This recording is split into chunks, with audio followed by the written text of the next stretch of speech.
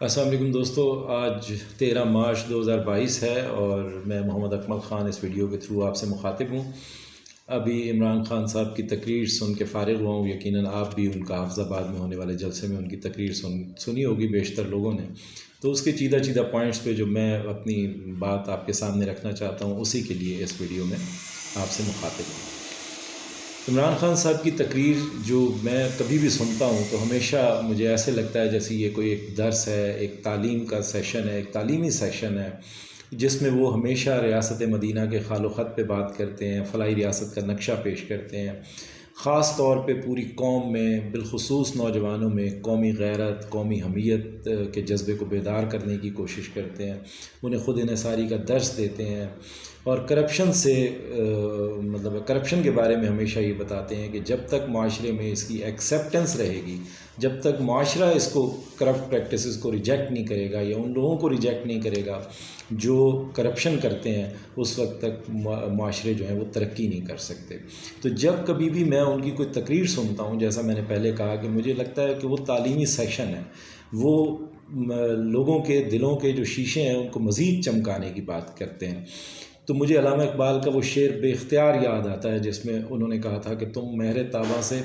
جا کے کہہ دو وہ اپنی کرنیں سنبھال رکھے، میں اپنے صحرا کے ذرے ذرے کو خود چمکنا سکھا رہا ہوں۔ تو عمران خان قوم کے ذرے ذرے کو، ہر فرد کو، چاہے وہ دیہات سے تعلق رکھتا ہے، چاہے وہ شہر میں رہتا ہے، چاہے وہ بہت تعلیم یافتہ ہے، چاہے وہ بہت کم تعلیم یافتہ ہے، لیکن وہ اس طرح عامیانہ اور عام زبان میں بات کرتے ہیں، عام فہم زبان میں بات کرتے ہیں کہ ہر ایک کو ان کی بات کا لب لباب یقیناً سمجھ آتا ہے۔ تو آج کی جو گفتگو ہے اس کا جو مین پوائنٹ تھا، فوکل پوائنٹ تھا، جہاں سے انہوں نے سٹارٹ کیا، وہ اسی بات سے سٹارٹ کیا کہ لوگوں کی کیریکٹر بلڈنگ ہونی چاہیے اور معاشرے سے کرپشن کے ناسور کو ختم کرنے کے لیے یہ بہت ضروری ہے کہ معاشرہ کرپشن کو ناسور سمجھے، بیماری سمجھے، اور اس میں اس کی ایکسیپٹنس ختم ہو کہ جو کرپٹ پریکٹسز میں ملوث لوگ ہیں ان پہ پھولوں کی پتیاں نہ برسائی جائیں بلکہ ان سے حساب مانگا جائے، ان کا احتساب کیا جائے۔ تو آج کی تقریر کا جو انہوں نے آغاز کیا وہ امریکہ کے ایک بہت امیر آدمی کو، بہت بڑے اداکار کا ذکر کیا، اور انہوں نے بتایا کہ وہ بہت زیادہ مالدار تھا، بلینئر تھا، اور پھر وہ اچانک کسی کرپشن کے کیس میں پکڑا گیا۔ جب وہ کرپشن کے کیس میں پکڑا گیا تو پھر انہوں نے بتایا کہ اس کے ایک بیٹے نے کس طرح خودکشی کر لی، صرف اس لیے کہ معاشرے میں کرپشن کی ایکسیپٹنس نہیں ہے تو وہ لوگوں کو فیس کیسے کرے گا کہ اس کے باپ نے کرپشن کی۔ دوسرے بیٹے نے گھر میں تقریباً اپنے آپ کو نظر بند کر لیا اور وہ کبھی نہیں نکلا، اور اسی حالت میں اس کی موت واقع ہو گئی۔ اس کی باقی فیملی نے کس طرح ریئیکٹ کیا، اس بات سے ان کا سمجھانا یہ مقصود تھا کہ معاشرے میں، ہمارے معاشرے میں کرپشن کو جس طرح ایک نارمل پریکٹس کے طور پہ لیا جاتا ہے، اس طرح جب تک معاشرے میں اس کی ایکسیپٹنس ختم نہیں ہوگی اور کرپٹ لوگوں کو ڈس اون نہیں کیا جائے گا، ان کی ریسپیکٹ کو ختم نہیں کیا جائے گا، اس وقت تک معاشرے سے کرپشن ختم نہیں ہو سکتی، اور جب تک معاشرے سے کرپشن ختم نہیں ہوتی، معاشرے کبھی بھی ترقی نہیں کرتے، خوشحالیاں نہیں آتی۔ انہوں نے پاکستانیوں سے کہا کہ وہ ایک عظیم ملک بننا چاہتے ہیں، تو انہیں جو ہے پاکستان کا مطلب کیا، لا الہ الا اللہ جو پہلا نعرہ لگایا گیا تھا اس پہ ہمیشہ غور کرنا ہے کہ جب کوئی شخص لا الہ الا اللہ کے مفہوم کو سمجھ لیتا ہے تو وہ کسی غیر خدا کے سامنے یا کسی بھی مفاد کی بنیاد پر یا کسی بھی مفاد کو مد نظر رکھتے ہوئے کسی دوسرے کے سامنے نہیں جھکتا۔ تو انہوں نے اس ساری تقریر میں اپنے جو ہے بہت سارے جو ان کے معاشی میدان میں اچیومنٹس ہیں ان کا ذکر کیا۔ انہوں نے لوگوں کو بتایا کہ کس طرح ہماری حکومت کے دوران جو ہے وہ معاشی طور پر بہت زیادہ ترقی ہوئی ہے۔ انہوں نے دنیا میں جو تعلقات ہیں، انٹرنیشنل ریلیشنز پہ خاص طور پہ انہوں نے بات کی۔ وہ آپ نے باتیں سن لی ہوں گی، جو میں بات کرنا چاہ رہا ہوں اس میں انہوں نے چیدہ پوائنٹ پہ جس پہ میں آؤں گا وہ یہ کہ انہوں نے یہ بات کی کہ جو دنیا میں تعلقات، یعنی یہ بنیادی طور پر ان کے خلاف جو تحریک عدم اعتماد آئی ہے، اس تحریک عدم اعتماد سے وہ ریلیٹ کر رہے تھے، کیونکہ تحریک عدم اعتماد میں آپ کو یاد ہے کہ جس دن تحریک عدم اعتماد پیش کی گئی، شہباز شریف صاحب نے بھی اور مولانا فضل الرحمان صاحب نے بھی یہی کہا کہ جناب یورپین یونین سے ہمارے بڑے تعلقات ہیں، اور انہوں نے تقریر کرتے ہوئے جس طرح یورپین یونین کو وہ میلسی والے جلسے کا حوالہ دیا کہ جس طرح یورپین یونین کے سفیروں کے بارے میں بات کی ہے اس سے ہمارے تعلقات بہت خراب ہو سکتے ہیں، اور ہماری ان سے معیشت وابستہ ہے امریکہ سے اور یورپ سے اور وغیرہ وغیرہ کر کے انہوں نے کہا جی ہم اس لیے تحریک عدم اعتماد پیش کر رہے ہیں کہ ہمارے تعلقات ہمارے دوست ممالک کے ساتھ عمران خان صاحب نے ختم کرنے کی کوشش کی۔ تو اس پہ عمران خان صاحب نے پوری قوم کو یہ سمجھانے کی کوشش کی، پہلی بار بہت اچھی طرح سے انہوں نے سمجھا بھی دیا اس تقریر میں کہ جو قوموں کے درمیان تعلقات ہوتے ہیں وہ مفادات کی بنیاد پہ قائم ہوتے ہیں، جذبات کی بنیاد پہ قائم نہیں ہوتے، اور ہمیشہ جو ترقی یافتہ اقوام ہیں یا جو سینسیبل اقوام ہیں وہ اسی قوم کی عزت کرتی ہیں، ریسپیکٹ کرتی ہیں جو قوم اپنی عزت خود کرنا جانتی ہے، وہ غلاموں کی ریسپیکٹ نہیں کرتے۔ تو انہوں نے اس میں ایک بڑی چیدہ بات بتائی، اور جو میرے لیے بھی ظاہر ہے مطلب مجھے سن کر خوشی ہوئی کہ انہوں نے بتایا کہ جب کوئی سربراہ مملکت ہمارے ملک کا دورہ کر رہا ہوتا ہے تو اگر میری ایجنسیاں میرے سامنے اس کا سارا کچا چٹھا رکھتی ہیں کہ یہ شخص کہاں سے تعلیم یافتہ ہے، کس چیز میں اس نے تعلیم حاصل کی، کیا اس کی جد و جہد ہے، کیا اس کا بیک گراؤنڈ ہے، یہ کسی کرپٹ پریکٹس میں ملوث تو نہیں ہے، یہ اس نے پیسے کیسے بنائے ہیں، اگر بنائے ہیں تو اس کے بیرون ملک کاروبار تو نہیں ہے، تو جب یہ سارا کا سارا میرے سامنے اس کا بایو ڈیٹا رکھا جاتا ہے تو مجھے یقین ہے کہ جب ہم بھی کسی ملک کا دورہ کرتے ہیں، ہمارے سربراہ مملکت دورہ کرتے ہیں، تو ہمارا بھی اسی طرح ایک بیلنس شیٹ ہماری بھی بنا کے ان حکمرانوں کے سامنے رکھی جاتی ہوگی۔ تو جب آپ کے حکمرانوں کے اربوں ڈالر بیرون ملک پڑے ہوں اور وہ کرپٹ پریکٹسز سے کمائے گئے ہوں اور منی لانڈر کر کے بیرون ملک بھیجے گئے ہوں، تو ان کی تمام تر ڈیٹیلز ان ملکوں کی ایجنسیاں جو ہمارے سے زیادہ سوفسٹیکیٹڈ ہیں اور زیادہ مطلب انویسٹیگیٹ کر سکتی ہیں، پروب کر سکتی ہیں، تو وہ جب ان کے سامنے وہ ساری صورتحال رکھی جاتی ہوگی تو جو ہمارے سربراہان مملکت وہاں جاتے ہیں تو ان کی کیا ریسپیکٹ ہوتی ہوگی، اور چونکہ انہی کی ریسپیکٹ سے ہمارے ملک کی ریسپیکٹ وابستہ ہوتی ہے، وہی ہمیں ریپرزینٹ کر رہے ہوتے ہیں، تو ہمارے ملک کی بھی ریسپیکٹ اس طرح سے نہیں ہوتی۔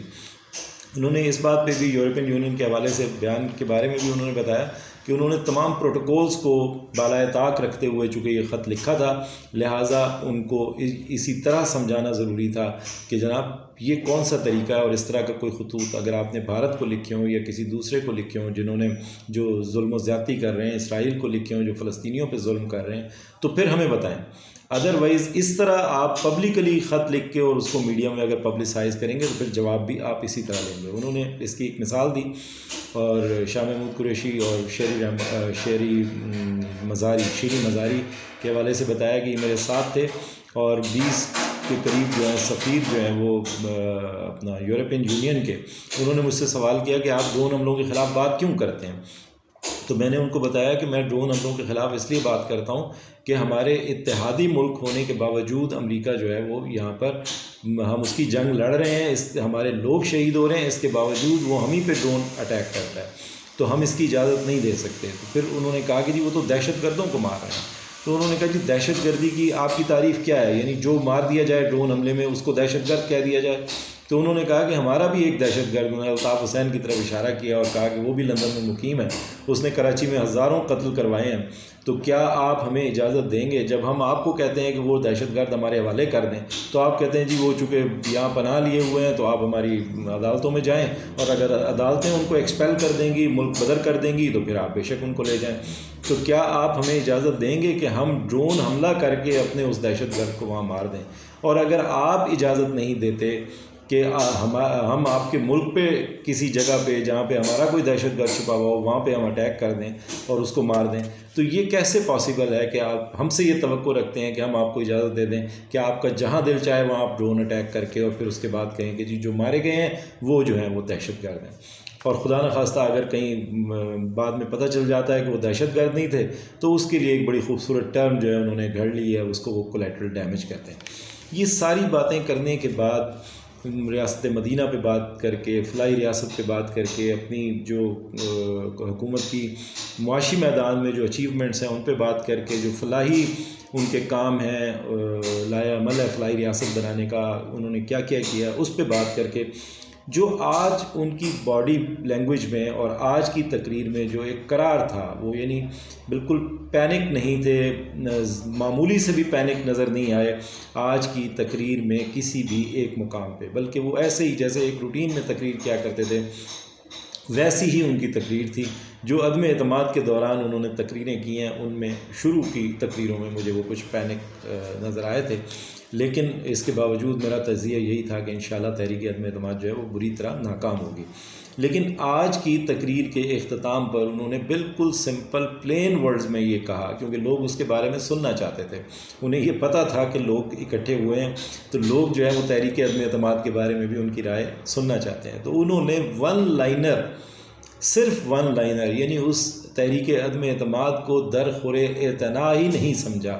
ان کی آج کا جو اعتماد ہے وہ اس بات کا غماز ہے کہ تحریک عدم اعتماد ناکام ہو چکی، اور ان کو اس بات کا کامل یقین ہے کہ اب جو ہے وہ اپوزیشن بری طرح ناکام ہونے کے بعد آگے کے حالات کو بھگتے گی۔ تو انہوں نے سنگل لائن میں اس کا لب لباب بیان کیا، اور انہوں نے سادہ سے زبان میں یہ کہا کہ یہ جو 3 چوہے شکار کرنے کے لیے نکلے ہیں، آپ آئندہ دنوں میں دیکھیں گے کہ تحریک عدم اعتماد کس بری طرح ناکام ہوتی ہے، اور ان تینوں چوہوں کا جو شکار ہے وہ کس طرح ہوتا ہے۔ تو انہوں نے واضح میسج دیا کہ تحریک عدم اعتماد ناکام ہوگی، اور اس کے بعد جو احتساب ہے اس کا کوڑا یقیناً کرپٹ لوگوں پر اور کرپٹ پریکٹسز میں ملوث لوگوں پر ضرور برسے گا۔ تو یہ آج ان کی تقریر تھی، جس میں انہوں نے اس کے چیدہ پوائنٹس میں نے آپ کے سامنے رکھ دیے، اور انشاءاللہ آج کی ویڈیو میں اس کے بعد ایک ویڈیو کرنے والا ہوں جس میں سارے فیکٹس اور جو چند لوگوں سے میری ملاقات ہوئی جو نیشنل اسمبلی کے ممبرز ہیں، ان سے جو باتیں ہوئیں، کون ہے جو حکومت کے خلاف تھوڑا سا مطلب باہر جا رہا تھا فریم سے، ان سے کیا گفتگو ہوئی، وہ میں انشاءاللہ نیکسٹ ویڈیو میں آپ کے سامنے پیش کرنے لگا ہوں۔ آج ایکچولی ویڈیو وہ کرنی تھی، لیکن یہ خان صاحب کا خطاب آ گیا تو اس پہ مجھے تھوڑا سا بات کرنی پڑی۔ Thank you very much.